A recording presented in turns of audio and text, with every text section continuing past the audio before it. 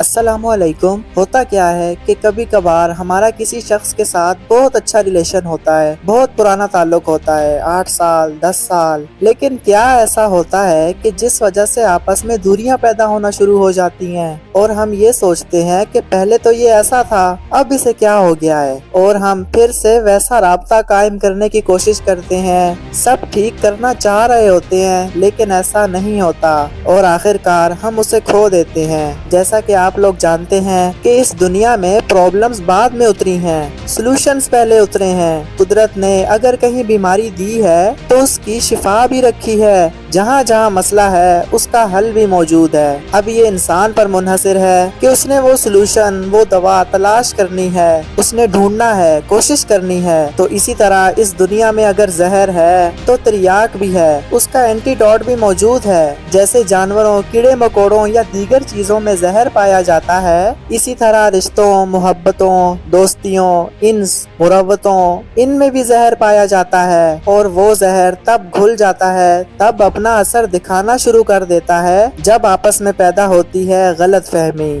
حضرت علی کا فرمان ہے جس کا مفہوم ہے کہ رشتوں میں محبت اور خلوص سب سے مضبوط جذبے ہیں، یہ سب سے طاقتور چیزیں ہیں، لیکن ایک چیز ایسی بھی ہے جو ان سے بھی زیادہ طاقتور ہے، جو ان کے ٹکڑے ٹکڑے کر کے رکھ دیتی ہے، اور وہ ہے غلط فہمی۔ تو یہ زہر تب پھیل جاتا ہے جب ہم ناراض ہو جاتے ہیں، لیکن اس کا ایک اینٹی ڈوٹ بھی ہے، اس کا سلوشن بھی ہے۔ اب وہ کیا ہے؟ تو دیکھیں، جب دو قریبی لوگ جن کا رشتہ آپس میں بہت کلوز ہوتا ہے، جب وہ ایک دوسرے سے ناراض ہوتے ہیں تو یقین جانیں جتنا دکھ، جتنی تکلیف، جتنا درد اس وقت آپ کے دل میں ہے کہ ایسا کیوں ہوا، کاش یہ جھگڑا نہ ہوتا، یہ ناراضگی نہ ہوتی، سیم یہی چیز اس کے مائنڈ میں بھی ریوالو کر رہی ہوتی ہے۔ یہ کیا بات ہوئی؟ اگر دونوں ہی ایسا نہیں چاہتے تو پھر دوریاں کیوں پیدا ہوئی؟ وہ پھر ایک دوسرے سے بات کیوں نہیں کرتے؟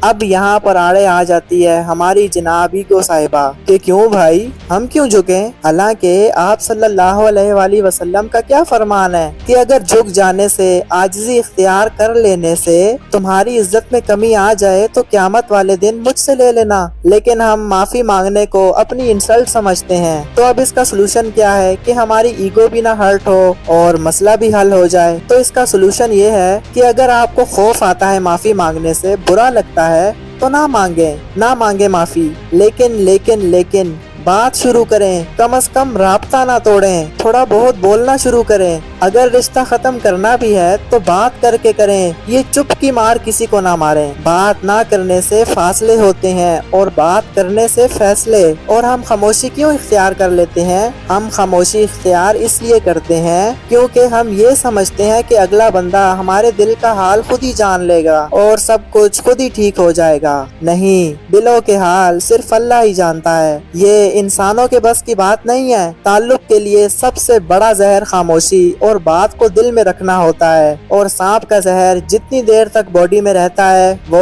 اتنا ہی جان لیوا بنتا جاتا ہے۔ بہتر ہے کہ اسے جلد سے جلد نکال باہر کر دیا جائے۔ اسی طرح جب کسی چیز میں، کسی بیلون میں ہوا بڑھتی چلی جائے اور کہیں سے نکلنے کی جگہ نہ ہو تو وہ بلاسٹ ہو جاتا ہے، برباد ہو جاتا ہے۔ تو اگر کوئی آپ سے بڑا ہے، آپ سے اوپر ہے، تو آپ پہل کریں بات کرنے کی، مذاکرات کی۔ آپ یہ دیکھیں گے کہ اس طرح آپ کے تعلقات بحال ہونا شروع ہو جائیں گے۔ لیکن کچھ لوگوں کی نیچر یہ ایسی ہوتی ہے، اس صورت میں بندہ کیا کرے؟ وہ تو ہمیں اور ہی فور گرانٹیڈ لینا شروع کر دیتے ہیں۔ تو دیکھیں، اگر جھک جانے سے آپ کے رشتے بہتر ہو جاتے ہیں تو جھک جاؤ۔ کیا؟ جھک جانے سے اگر آپ کے رشتے بہتر ہوتے ہیں تو جھک جاؤ، لیکن اگر بار بار آپ کو ہی جھکنا پڑے تو ذرا رک جاؤ۔ اور منانے سے پہلے میں آپ سے یہ بھی کہوں گا کہ یہ لازمی دیکھ لیا کریں کہ وہ شخص آپ سے ناراض ہے یا بیزار ہے۔ سو آئی ہوپ آپ کو اس ویڈیو سے کچھ نہ کچھ سیکھنے کو ضرور ملا ہوگا۔ اگر آپ بھی کسی ٹاپک پر ویڈیو چاہتے ہیں تو آپ مجھے کمنٹس میں بتا سکتے ہیں۔ تو ملتے ہیں نیکسٹ ویڈیو میں۔ اللہ حافظ۔